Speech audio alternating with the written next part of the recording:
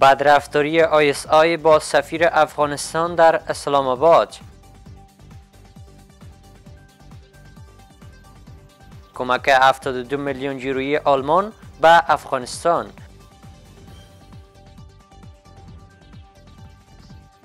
بازداشت یک تن به اتهام تجاوز به همسر یک سرباز در تخار و بازداشت خواهر البغدادی توسط نیروهای ترکیه.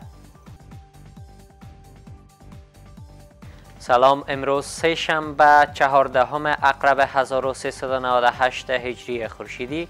متیول آمدین هستم با مشروع خبرهای این ساعت.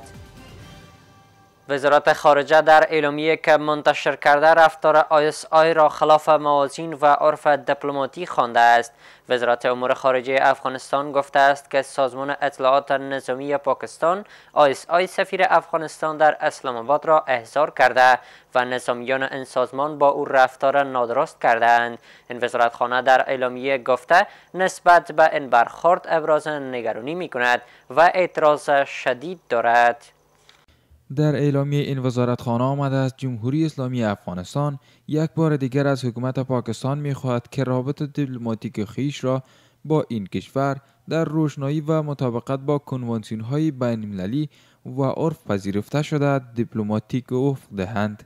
همزمان سفارت پاکستان در کابل اعلام کرده که روز دوشنبه 13 اقرب خدمات کنسولی خود را به دلایل امنیتی در پایتخت افغانستان متوقف کرده است.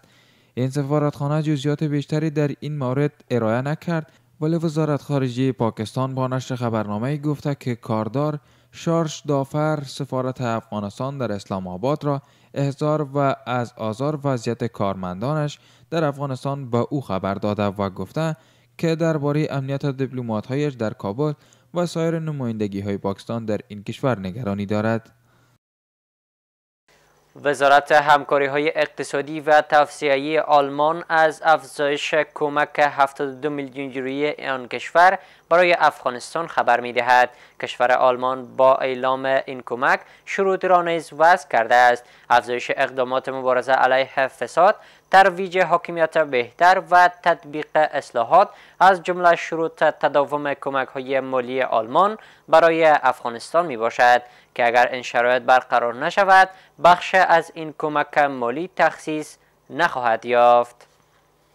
مارتین جیگر معاون وزارت همکاری‌های اقتصادی و توسعه‌ای آلمان در دیدار با محمد همایون قیومی سرپرست وزارت مالیات در کابل گفته است که کشور آلمان 72 میلیون یورو و برای بودجه پروژه‌های همکاری آلمان افغانستان اضافه نموده است. در اعلامیه وزارت مالیه افغانستان آمده است که از مجموع این کمک‌ها 53.5 میلیون یورو آن برای پروژه‌های انرژی تجدیدپذیر، شاهراه کندوز خالم و صندوق توسعه زیربناهای منطقه‌ای و متبقی 18.5 میلیون یورو آن برای بودجه آموزش‌های تکنیکی و شغلی، تحقیقات و متخصصین اختصاص خواهد یافت.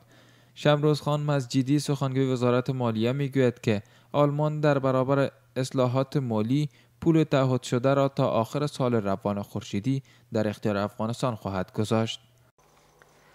پلیس تخار از بازداشت یک فرد مسلح غیر مسئول به اتهام تجاوز به همسر یک سرباز ارتش در این ولایت خبر می دهد. و گفته آقای اسیر، فرد بازداشت شده در حال حاضر در مدیریت مبارزه با جرایم جنایی این ولایت به سر می برد و قرار است پروندهش به زودی به دادستانی فرستاده شود. خلیل اسیر سخنگوی فرمانده تخار می گوید این فرد پس از آن بازداشت شد که حدود 2 هفته پیش یک سرباز ارتش به پلیس شکایت کرد که یک مسلح غیر مسئول با 3 تن از افرادش به همسر او تجاوز کردند، هرچند همدستان او هنوز بازداشت نشدند.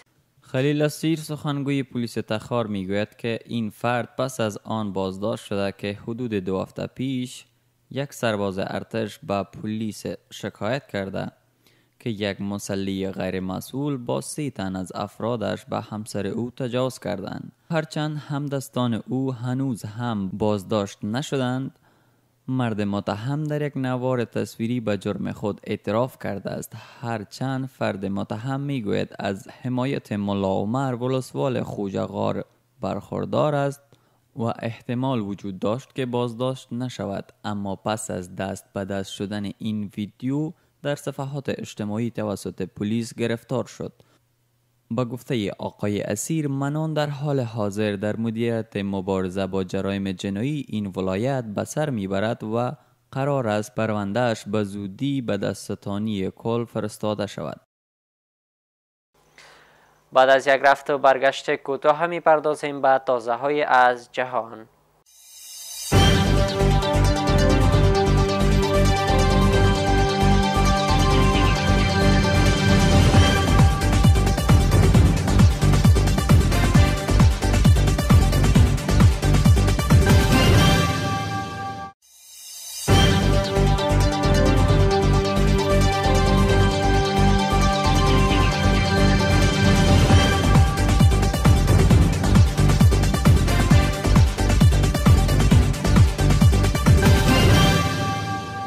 ترکیه از بازداشت خواهر سرکرده سابق داعش در شمال غرب سوریه خبر داد. یک مقام بلندپایه ترکیه اعلام کرد که نیروهای کشورش رسمی عواد خواهر ابوبکر البغدادی سرکرده سابق داعش که اخیراً توسط امریکا به هلاکت رسید را بازداشت کرده است. این مقام ترکیه بازداشت خواهر البغدادی را به معدن طلای اطلاعات تشبیه کرد و میگوید که آنچه رسمیه درباره داعش میداند میتواند به دستگیری عناصر بیشتری از این گروه به ما کمک کند. طبق گفته این منبع که خواست نامش فاش نشود، خواهر البغدادی 65 سال سن دارد و در عملیات روز دوشنبه در کانتینر نزدیک شهر اعزاز در شمال غرب سوریه بازداشت شده است. وی افزود خواهر البغدادی به همراه همسر و 5 فرزند خود در یک کانتینر زندگی می‌کرد که همکنون تحت بازجویی نیروهای امنیتی ترکیه قرار دارند. این مقام ترکیه‌ای بازداشت خواهر البغدادی را به معدن طلای اطلاعات توصیف کرد و گفت آنچه رسمیت درباره داعش می‌داند می‌تواند بعد از گیری عناصر بیشتری از این گروه به ما کمک کند. ابوبکر البغدادی اخیراً توسط نیروهای آمریکا در ولایت ادلب به هلاکت رسید.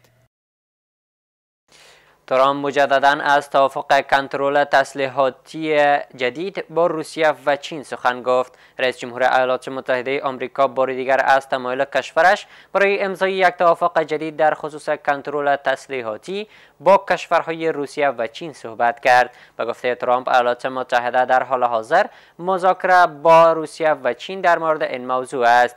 وی معتقد است که هر دو طرف روسیه و چین علاقمندیشان را برای عقد چنین توافق با ویژه در مورد تسلیحات هسته‌ای ابراز داشتند.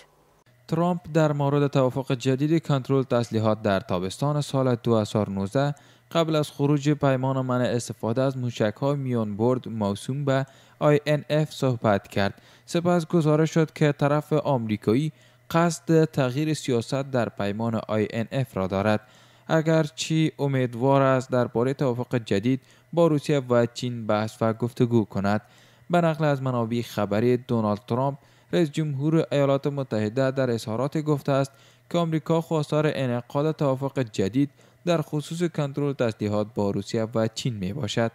این همه در حالی است که پیمان منع موشک‌های هسته‌ای میان برد در سال 1987 به امضای رونالد ریگان رئیس جمهوری وقت آمریکا و گورباچف رهبر شوروی رسید. اما ایالات متحده در تاریخ 2 آگوست سال جاری 2019 اعلام کرد که به طور رسمی از پیمان منع موشک‌های هسته‌ای میان برد با روسیه خارج می شود و این مسئله به نگرانی از شروع یک رقابت تسلیحاتی جدید دامن زد.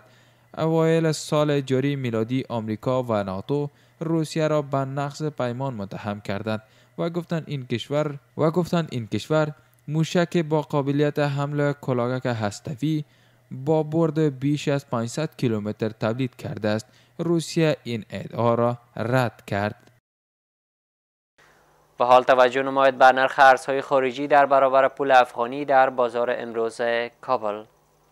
1 یورو 86 افغانی و 60 پول، 1 دلار آمریکایی 78 افغانی و 10 پول، 1 لیره ترکیه 13 افغانی و 20 پول، 1 ریال سعودی 20 افغانی و 75 پول، 1000 روپیه هندی 1110 افغانی، 1000 تومان ایرانی 6 افغانی و 95 پول و 1000 روپیه پاکستانی 496 افغانی.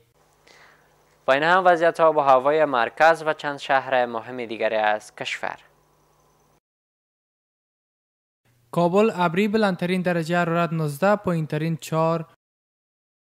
مزار شریف ابری بلندترین درجه حرارت 11 پایینترین 3. هرات آفتابی بلندترین درجه حرارت 14 پایینترین -2. جلال آباد ابری بلندترین درجه حرارت 22 پایینترین 13. ایبک بارانی بلندترین درجه حرارت 6 پایینترین 2. شبرغان آفتابی بلندترین درجه حرارت 10 پایینترین -1 و پل خمری بارانی بلندترین درجه حرارت 10 پایینترین 2. سپاسگزارم از همراهیتان به مجموع خبرهای ساعت 7. بقیه برنامه‌های دیدنی فروغ را تماشا کنید. وقتتان خوش. خدا نگهدار.